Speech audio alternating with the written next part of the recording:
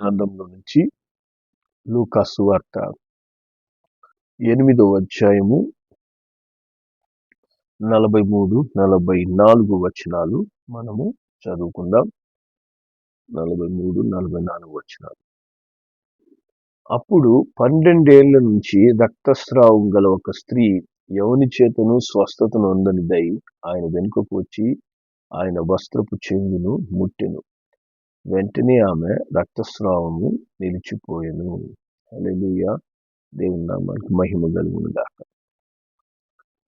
ప్రభు అయిన యేసు యుద్ధకు ఇక్కడ ఒక రక్తస్రావ రోగం కలిగినటువంటి స్త్రీ రావడం మనం చూస్తున్నాం.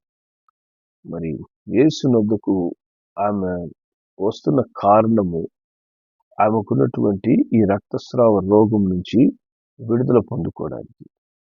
మరి వాక్యం చెప్తుంది, ఆమె ఆయన వెనుక వచ్చి వస్త్రపు చెంగును ముట్టగానే ఆమె యొక్క ఆ వ్యాధి, ఆ రక్తస్రావం అనేటువంటి వ్యాధి నిలిచిపోయింది. ఆమె వెంటనే స్వస్థతను అందుకునింది. మరి ఈ అద్భుతము ఆమె పొందుకున్న ఆ విధానము మనం గమనించినట్లయితే అది మన జీవితంలో కూడా దేవుని యొద్ద నుంచి ఎలా అద్భుతాలు పొందుకోవాలి, ఎలా దేవుని యొక్క కార్యములు మనం అనుభవించాలి అనేది మనము తెలుసుకోగలం, దాన్ని మనం పాటించగలం. దాని ద్వారా దేవుని యొద్ద నుంచి మనకు అవసరమైన మేలు మనం పొందుకోవచ్చు. అందుకే దేవుడు ఈ యొక్క అద్భుతం గురించి ప్రత్యేకంగా రాసి పెడుతున్నాడు.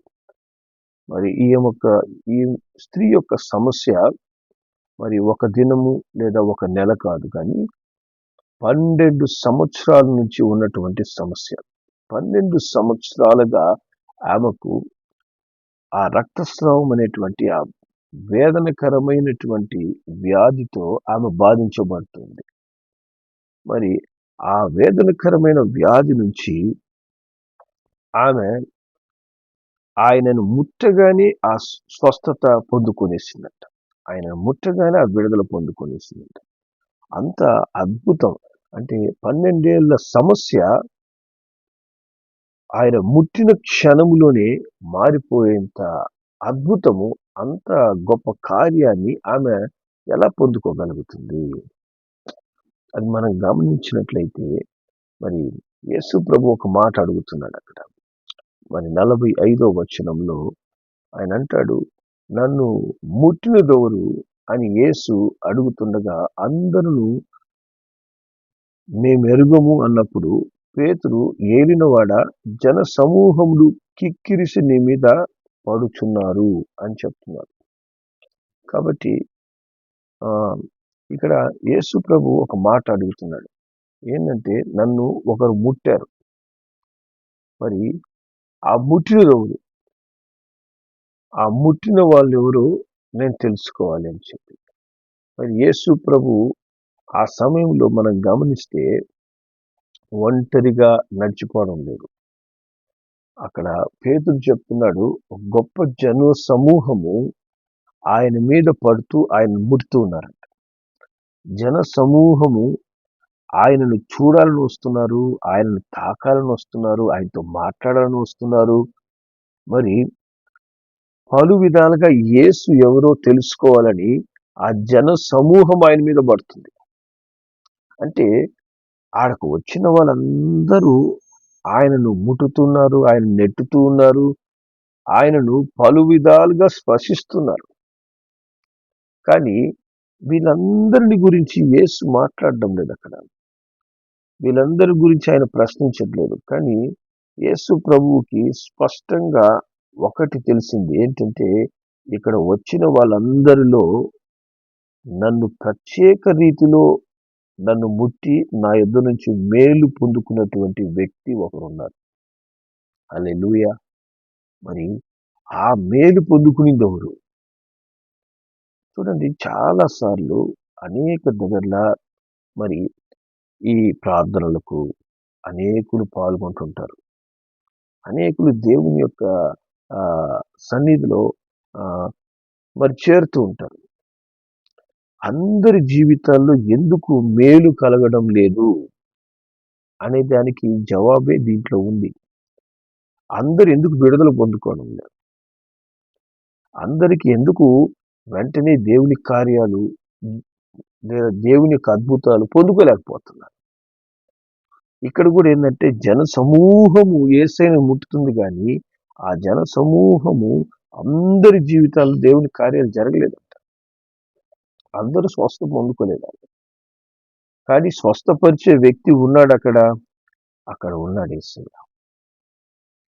అక్కడ వాళ్ళ మధ్యలోనే ఉన్నాడు. ఇప్పుడు వాక్యం ద్వారా దేవుడు మనతో మాట్లాడుతున్నాడు కానీ అప్పుడు ఆ వాక్యమే శరీరధారిగా యేసు అనే రూపంలో వారి మధ్యలో నడుస్తూ ఉన్నాడు యేసయ్య. మరి ఆ వాక్యమైన దేవుడు వారి ముందు నడుస్తూ ఉంటే, వారి మధ్యలో నడుస్తూ ఉంటే ఆయన మీదబడి ముట్టుతున్నా, మీదబడి నెట్టుతున్నా వాళ్ళ జీవితంలో ఏ కార్యం జరగలేదంట. చాలా మంది జీవితాలు ఎట్లా ఉంటాయంటే దేవుని వాక్యాన్ని వింటూ ఉంటారు, దేవుని కార్యక్రమాల్లో పాల్గొంటూ ఉంటారు. కానీ ఆ పొందుకోవలసినటువంటి ఆ మేలు, పొందుకోవాల్సినటువంటి అద్భుతం అది వాళ్ళ జీవితంలో ఇంకా నెరవేరకుండానే ఉంటుంది. ఇక్కడ కూడా ఈ యొక్క జన సమూహ పరిస్థితి అట్లాగే ఉంది. వీళ్ళందరూ కూడా యేసయ్య మీద పడుతున్నారు కానీ యేసయ్య చెప్తున్నాడు, ఒక్కరికి మట్టుకి ఒక్కరి మట్టుకి ఒక ప్రత్యేక రీతిలో నన్ను ముట్టారు. మిగతా వాళ్ళందరూ నన్ను తాకుతున్నారు కానీ వాళ్ళలో మరి నా దగ్గర మేలు పొందుకునే విధంగా నన్ను ముట్టింది ఒకే ఒక్కరు అంటున్నాడు. హల్లెలూయా. దానికి యేసయ్య మరి ఆ పేతురు చెప్పిన మాటకు జవాబిస్తూ పేతురు అంటున్నాడు, జన సమూహం నిన్ను ముట్టుతున్నదయ్యా, కొన్ని వేల మంది ఇక్కడ ఉన్నారు, వీళ్ళందరూ నిన్నే ముట్టుతున్నారు. వీళ్ళందరూ ముట్టుతుంటే నన్ను ముట్టిందెవరు అంటే ఎట్ట మేము చెప్పాలి, ఎవరు నిన్ను ముట్టారు అంటే యేసయ్య అంటున్నాడు 46వ వచనంలో, ఎవడో నన్ను ముట్టెను, ప్రభావము నాలో నుంచి వెడలిపోయింది అని నాకు తెలిసింది అంటున్నాడు. హల్లెలూయా. ఈ ముట్టినటువంటి స్త్రీ యేసయ్యను ముట్టిన ఆ యొక్క తాకిడి, ఆ యొక్క టచ్ ఉంది చూసారా, దేవుని శక్తి ఈమెలోకి విడుదలైందంట. దేవుని శక్తి ఆ వస్త్రాన్ని, యేసయ్య చేతిని కూడా ముట్టలేదు, ఆయన వస్త్రాన్ని కింద భాగంలో అలా తాకగానే దేవుని యొక్క గొప్ప శక్తి ఈమె శరీరంలో నుంచి, ఈమె చేతిలో నుంచి శరీరం అంతా పాకింది. హల్లెలూయా. చూసారా, ఆమె ముట్టిన విధానము ఆమె పొందుకున్నటువంటి అద్భుతం కారణమవుతుంది. ఆమె ముట్టగానే ఒక శక్తి ఆమెలోకి విడుదలైందంట. ఎప్పుడైనా నువ్వు యేసయ్యను ఆ విధంగా ముట్టున్నావా? యేసయ్యను ముట్టితే లేదా యేసయ్య వాక్యాన్ని వింటుంటే ఆ ప్రభావం నీ జీవితంలో ఒక మార్పుని తెచ్చేసి ఉండాలి ఈ పాటికే.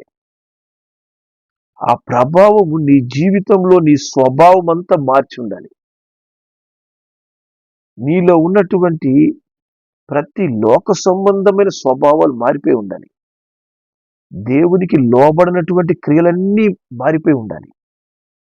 నీలో ఉన్న మొండితనం, మూర్ఖత్వం సరైపోయి ఉండాలి. నీలో ఉన్న వ్యాధులు బాగైపోయి ఉండాలి. నీకున్నటువంటి సమస్యలు తీరిపోయి ఉండాలి. ఎప్పుడు? యేసయ్యను నువ్వు ముట్టే విధానం. హల్లెలూయా. యేసయ్యను నువ్వు తాకుతున్న విధానం. అక్కడ ఉన్నటువంటి జన సమూహము ఆ విధంగా యేసయ్యను ముట్టలేదంట. కానీ ఈమె తాకిన విధానం చూసారా, దేవుని శక్తి ఆమె జీవితాన్ని మార్చింది. దేవుని నువ్వు ముట్టుతూ ఉన్నావు, దేవుని వాక్యాన్ని నువ్వు వింటూ ఉన్నావు. దేవుని వాక్యం ప్రతిరోజు నిన్ను స్పర్శిస్తూ ఉంది. మరి నీ జీవితం ఏమాత్రం మారింది? నీ కుటుంబం ఏమాత్రం మారింది? నీ క్రియలు ఏమాత్రం మారాయి? నీ పరిస్థితుల్లో ఏమైనా మార్పు వచ్చిందా? నీలో అసలు మారు మనసు అనేది కలిగిందా?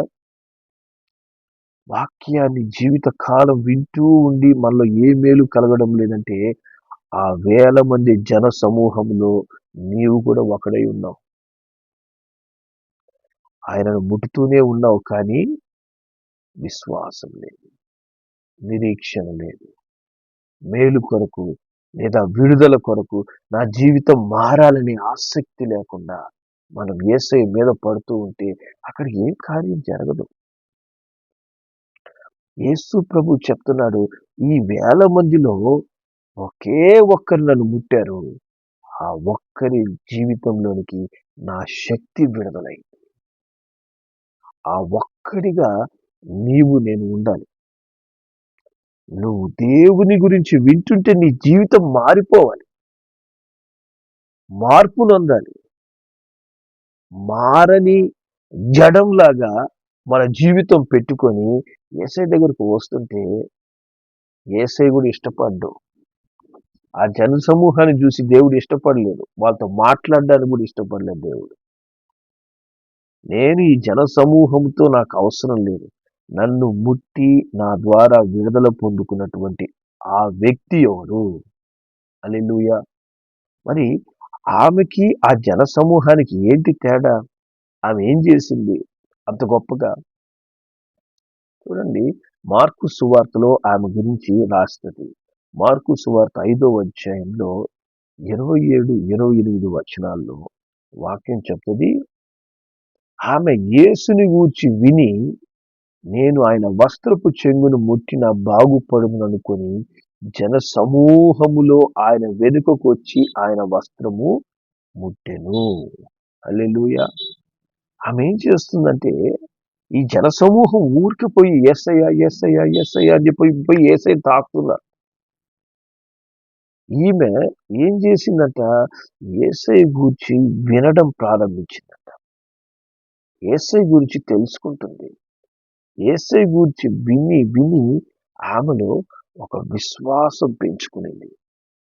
దేవుని వాక్యం చెప్పినట్లు వినుట వలన విశ్వాసం కలుగుతుందట మనకు.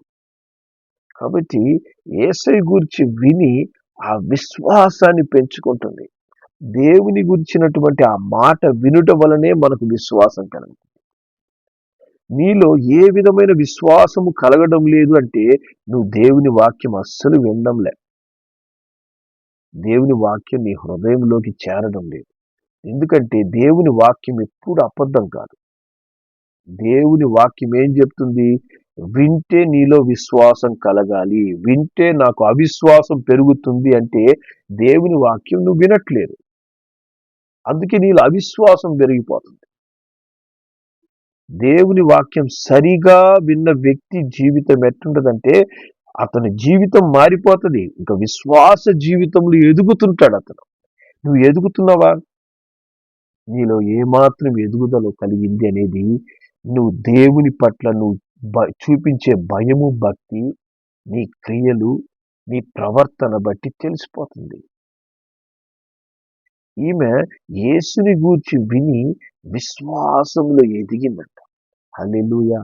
మనం ఎంతకాలంగా యేసు గురించి వింటున్నాం? మనం ఏమాత్రం విశ్వాసంలో ఎదిగాం? యేసుని మనము వాడుకొని వదిలేసే విధంగానే మనము ఉపయోగించుకుంటున్నామా? అవసరానికి యేసయ్య ఉంటే చాలు. ఇప్పుడు ఉంటాడు కదా, ఇది మన ఇంట్లో ఏదైనా కార్యం జరగాలంటే పాస్టర్ వచ్చి ఆ కార్యం చేసి వెళ్ళిపోతే అయిపోయింది, ఫినిష్. ఇంక మళ్ళీ ఆ పాస్టర్ రానవసరం లేదు. అదేవిధంగా యేసయ్య కూడా మనకి ఏదైనా కావాలంటే వస్తాడు, వెళ్ళిపోతాడు, అంతే. ఆ తర్వాత నా జీవితంలో యేసయ్య ఉండకూడదు, నా జీవితం మొత్తం కూడా నా పరిస్థితులు, నా కష్టాలు, నా బాధలు, ఇవేమి విడుదల పొందుకోకుండా ఇలాగే 12 సంవత్సరాలు లేదా 20 సంవత్సరాలు 30 సంవత్సరాలు నేను అట్లాగే నేను ఉంటాను అంటే ఎంత దేవునికి అవమానం ఇది. నువ్వు దేవుని దగ్గరకు వచ్చి ఏ మార్పు, ఏ రక్షణ, మారు మనస్సు, నీ జీవితంలో ఏ విధమైన మార్పు లేకుండా మనము అలాగే 20 సంవత్సరాలు 30 సంవత్సరాలు 50 సంవత్సరాలు అట్లాగే ఉంటుంటే అప్పుడు లోకం ఏమనుకుంటుంది? దేవుని దగ్గరికి పొయ్యి కూడా వీళ్ళ జీవితాలు మారలేదంటే ఆ దేవుడు ఏం దేవుడయ్యా? వీళ్ళు నమ్ముకున్న దేవుని ఎద్దకపోతే వీళ్ళకే విడుదల కలిగింలేదు, ఇక మేమెందుకు నమ్ముకోవాలి? మేమెందుకు ఆయన దగ్గర రావడం? వీళ్ళ జీవితం మారలే, ప్రతి ఆదివారం పోతారు, ప్రతిరోజు వింటారు, జీవితాలు మారవు. మన జీవితాల్లో కార్యాలు జరిగినప్పుడే లోకం మనల్ని చూసి దేవుని విశ్వసిస్తుంది. మనలో ఏ కార్యం జరగనప్పుడు లోకం అసలు ఆయన వైపు ఎందుకు చూస్తుంది అసలుకి? ఇక్కడ ఈ స్త్రీ యేసయ్యను గూర్చి విని ఆమె ఆయన అద్భుతాలు చేసే దేవుడు, జీవితాలే మార్చే దేవుడు, ప్రతి పరిస్థితిని ఆయన మార్చగలిగిన శక్తి దేవునిలో ఉంది అని నమ్మిందంట. హల్లెలూయా. నేను కనుక విశ్వాసంతో పోయి ఆయన ముట్టితే నా పరిస్థితి మారిపోతుంది. హల్లెలూయా. ఎంత గొప్ప విశ్వాసం. అందుకే దేవుని వాక్యం చెప్తుంది, యాకోబు రాసిన పత్రిక 1వ అధ్యాయం 22వ వచనంలో 1:22లో దేవుని వాక్యం చెప్తుంది, మీరు వినువారు మాత్రమే ఉండి మిమ్మల్ని మీరు మోసపుచ్చుకొనక వాక్య ప్రకారం ప్రవర్తించు వారిగా ఉండండి అంటది. విని విని విని ఏ మార్పు నాలో రావడం లేదు. వినడం వలన నేను నాలో విశ్వాసం పెరగలేదు, నా జీవితం మారలేదు. నేను యథావిధంగా అదే విధంగా నేను ఉంటున్నాను. నేను ఇంతకుముందు రక్షణ పొందుకోకముందు ఎలా ఉన్నానో, రక్షణ పొంది ఇన్ని సంవత్సరాలైనా నేను అట్లాగే ఉన్నాను. ఏమి మారకుండా జాగ్రత్తగా నా అవిశ్వాస జీవితాన్ని కాపాడుకుంటున్నాను అనే విధంగా చాలా మంది జీవిస్తుంటారు. ఇంతకుముందు నేను ఎట్టున్నాను అట్లాగే ఉన్నాను. యేసయ్య దగ్గరికి వచ్చినా కూడా నా జీవితం ఏమి మారదు. అలాంటప్పుడు అసలు మనము దేవుని దగ్గరికి వచ్చి ఏం లాభం? నువ్వు యేసయ్యని కలిసావు అంటే నీ జీవితం మారాలి. జన సమూహం యేసయ్యని కలిసినా ఏ కార్యం వాళ్ళలో జరగలేదంట. అంటే ఆ జన సమూహం లాగా మనం కూడా చాలాసార్లు యేసయ్యను సరిగా కలవలేకపోతున్నాం. పేరుకు మనము వెళ్తున్నామే కానీ మన జీవితంలో దేవుడు మార్పు చేసే విధంగా ఆయన్ని దర్శించలేకపోతున్నాం. కానీ యేసు ప్రభుకి ఎవరు ఇష్టమంట? యేసు ప్రభుని నిజంగా కలుసుకునేవాడంటేనే దేవునికి ఇష్టం. వారినే దేవుడు వారిని బట్టి సంతోషిస్తాడు. అందుకే యేసయ్య అంటున్నాడు, అబ్బా ఇంత గొప్ప జన సమూహము నన్ను ముట్టుతుంది, అబ్బా ఎంతమంది నన్ను వచ్చి తాకుతున్నారు అనలేదు. నన్ను ముట్టి నా దగ్గర అద్భుతం పొందుకున్న వ్యక్తి ఎవరు, ఆమెను చూపించండి, వారిని నేను కలవాలి. హల్లెలూయా. దేవుని నామానికి మహిమ కలుగును గాక. నీ గురించి దేవుడు ఎప్పుడైనా అట్టి సాక్ష్యాన్ని పలికాడా? నీ గురించి ఆ విధంగా ఆయన ఇష్టపడి, ఎస్ నా బిడ్డ నన్ను కలుసుకోవడానికే వస్తుందయ్యా, నేను చెప్పిన విధంగా తన జీవితంలో ఎంత గొప్ప మార్పు తెచ్చుకుంది, ఎంత గొప్పగా ఇతను మారాడు అంటూ నీ గురించి దేవుడు ఆనందిస్తున్నాడా? లేదా ఇదో ఈ జన సమూహంలో ఒకరు ఇదిగో వస్తారు పోతారు అంతే వాళ్ళ జీవితం, వాళ్ళతో నాకు అక్కర్లేదు అనే విధంగా యేసయ్య మన గురించి అనుకుంటున్నాడా? జాగ్రత్త. యేసు ప్రభు నువ్వు దర్శించాలి. యేసయ్య నిన్ను పేరు పెట్టి పిలవాలి. నీ జీవితంలో జరిగిన కార్యాన్ని బట్టి అనేకులు మారాలి. అది చాలా ముఖ్యమైన విషయం. అది మన జీవితంలో క్రైస్తవులుగా అట్టి సాక్ష్యం లేకుండా మనము జీవించితే దానివల్ల దేవునికి మహిమ కలగదు, మనకు ఏ విధమైనటువంటి మేలు కలగదు. ఈ స్త్రీ ఏం చేసిందంట? దేవుడు చేసిన అద్భుతాన్ని బట్టి ఆమె లూకా సువార్త 8వ అధ్యాయం 47వ వచనంలో ఆమె అనుకుంటుంది, తాను మరుగై ఉండలేదని ఆ స్త్రీ చూచి వణుకుచూ ఆయన ఎదుట సాగిలపడి తాను ఎందు నిమిత్తం ఆయనను ముట్టెనో వెంటనే తాను ఎలాగూ స్వస్థపడినో ఆ సంగతి ప్రజలందరి ఎదురు తెలియజెప్పిందంట. ఎంత గొప్ప సాక్ష్యం చెప్తుంది చూసారా? ప్రజలందరి ముందు నిలబడి సాక్ష్యం చెప్తుంది. ఎప్పుడైనా మనము ఎక్కడైనా ఒక్కసారైనా దేవుని కొరకు మనం సాక్షిగా నిలబడుతున్నామా? మన జీవితాలు ఎలా ఉంటున్నాయి? నీ జీవితం దేవునికి మహిమకరంగా సాక్ష్యముగా ఒక సాక్ష్యం కలిగి ఉంటున్నామా? క్రైస్తవునిగా సాక్ష్యం లేని జీవితం మనం జీవిస్తున్నట్లయితే మన జీవితంలో ఇంకా దేవుడు మనల్ని దర్శించలేదు, నువ్వు ఆయన్ని కలుసుకోలేదు. అసలు మనకు ఒక క్రైస్తవుడికి కావాల్సింది ఏంటంటే సాక్ష్యం. ప్రజలందరి ఎదుట సాక్ష్యం చెప్పేవారిగా మనం ఉండాలి. ఈమె అందరి ముందు సాక్ష్యం చెప్తుందంట, దేవుడు నా జీవితాన్ని ఎలా మార్చాడు, నా జీవితంలో ఎంత గొప్ప కార్యాలు చేశాడు. హల్లెలూయా! ఎట్లా నేను యేసు యొద్దకు వచ్చాను, ఏమి ఆశించి ఆయనను ముట్టాను, నాకు దేవుడు ఎంత గొప్ప అద్భుతం చేశాడు. హల్లెలూయా! నిజమైన అద్భుతము మారు మనస్సు, రక్షణ. దాంతో ప్రారంభించబడి మన జీవితాల్లో అనేక మేలు దేవుడు చేయాలని ఎదురు చూస్తూ ఉంటాడు. కానీ మనమే ఆయనను ఆయన ఆయన కలుసుకోం, ఆయన తగిన రీతిగా ముట్టం, ఆయన వాక్యాన్ని మనం నమ్మం. అందువలనే దేవుని యొక్క కార్యాలు మనం అనుభవించలేకపోతున్నాం. కాబట్టి ఈమె అంత మంచి సాక్ష్యము అందరి ముందు నిలబడి చెప్తుందంట. యేసుప్రభు అంటున్నాడు, ఆమెను చూసి సంతోషించి, నా కుమారి, నీ విశ్వాసం నిన్ను ఈ గొప్ప అద్భుతాన్ని జరిగేందుకు కారణంగా మారుతుంది. ఇక సమాధానం కలిగి ఉండి నీ జీవితంలో ఇంకెప్పుడు నెమ్మదే. నీ జీవితం అంతా నీకు సమాధానం ఉంటుంది. యేసయ్యను నువ్వు నిజంగా దర్శించిన దినము నుండి దేవుని సమాధానం నీకు తోడుగా ఉంటది. దేవుడు నీ కుటుంబాన్ని, నీ జీవితాన్ని దర్శించి మేలు చేసి ప్రతి పరిస్థితిని మార్చేస్తాడు ఆయన. కథ మొత్తం మార్చగలడు అని పాట పాడడం కాదు, నీ కథ మారిపోవాలి.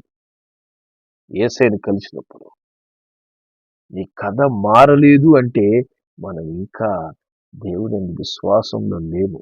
యేసయ్యను మనము సరైన రీతిలో కలవలేకపోతున్నాం. మన జీవితంలో కలగాల్సినటువంటి ఆ మార్పులు ఇంకా రావడం లేదు. మారు మనసు మనలో కలగడం లే. యేసయ్య మన జీవితంలో ఇంకా ప్రవేశించలేదు. యేసయ్య ఒకరి జీవితంలో ప్రవేశిస్తే వారి జీవితము పరిమళ వాసన రావాలి. మారు మనస్సుతో కూడిన ఫలాలు కనపడతాయి. వారి జీవితాల అద్భుతాలు కనపడతాయి. హల్లెలూయా! సో అట్టి గొప్ప ఆశీర్వాదకరమైన జీవితంగా నీ జీవితాన్ని మార్చాలని దేవుడు కోరుకుంటున్నాడు. జన సమూహం లాగా యేసు యొద్దకు వెళ్ళొద్దండి. విశ్వాసము కలిగి యేసయ్య దగ్గర ఆ గొప్ప విడుదల నేను పొందుకోవాలి. ఆ గొప్ప మారు మనసు అనుభవంతో నా జీవితం ప్రారంభించబడి నేను విశ్వాస ఫలములు ఫలించాలి. దేవునికి సాక్షిగా నేను జీవించాలి. మా కుటుంబంలో ఆ గొప్ప కార్యాలు జరగాలి అనే ఆసక్తితో యేసయ్యను దర్శించండి. యేసయ్యను ముట్టండి. యేసయ్యను వాక్యాన్ని నమ్మండి. ప్రార్థన చేయండి. స్తుతించండి, ఆరాధించండి. కార్యాలు వాటంతట అవే జరుగుతాయి. చాలా మంది ఇంత ఇంత ప్రార్థన చేసిన దేవుని కార్యాలు నా జీవితంలో ఏమి జరగడం లేదంటే కారణం ఏంటి? అసలు నీలో విశ్వాసం లేదు. విశ్వాసం లేకుండా మనం ఏమి చేసినా దేవునికి ఇష్టం కాలేము. కాబట్టి మొట్టమొదట దేవుని నమ్మండి. ప్రతి కార్యంలో, నా ప్రతి పరిస్థితిలో దేవుడి కార్యాలు చేస్తాడని ఆయన వద్దకు రండి. దేవుడు అద్భుతాలు చేస్తాడు. దేవుడు గొప్ప కార్యాలు చేస్తాడు. హల్లెలూయా! ప్రార్థన చేద్దాం. ప్రేమగల మా తండ్రి, పరిశుద్ధుల నీకు వందనాలు, స్తోత్రములయ్యా. మీరు జన సమూహమును బట్టి ఆనందించే దేవుడు కాదు. నిజమైన తండ్రి విశ్వాసముతో, నిరీక్షణతో నీ యొద్దకు వచ్చే వారి కొరకు మీరు ఎదురు చూస్తారు. వారి జీవితాల్లో మట్టికి మీరు అద్భుతం చేస్తారయ్యా. తండ్రి, ఆ 12 ఏళ్ళు సమస్యతో ఉన్నటువంటి స్త్రీ నైనా నీ యందు విశ్వాసం ఉంచి వచ్చింది. ఆ గొప్ప మేలు పొందుకునిందయ్యా. మరి ఆమెను బట్టే మీరు సంతోషించి ఆమెను పిలిచి, ఇదిగో ఇకపై నీ జీవితంలో సమాధానం నీకు వెంట ఉంటుంది. నీ విశ్వాసం ఉందే, ఆ విశ్వాసం ఈ అద్భుతం చేసింది అని చెప్పినందుకు స్తోత్రాలు చెల్లిస్తున్నాం. ఈ దినం మాకు కూడా తండ్రి, మా ప్రతి పరిస్థితిలో అయినా ఒక విశ్వాసం దయచేయండి. ఆయన ఇవ్వండి తండ్రి. ఎందుకు విశ్వాసం కలిగి ఉండేందుకు సహాయం చేయండి. నేను నమ్మేందుకు మా పరిస్థితులన్నింటిలో దేవుడు నా జీవితంలో ఒక మార్పునిస్తాడు.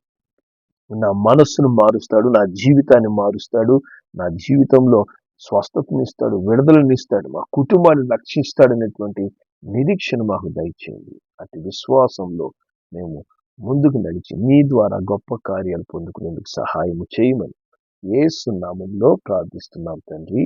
ఆమేన్.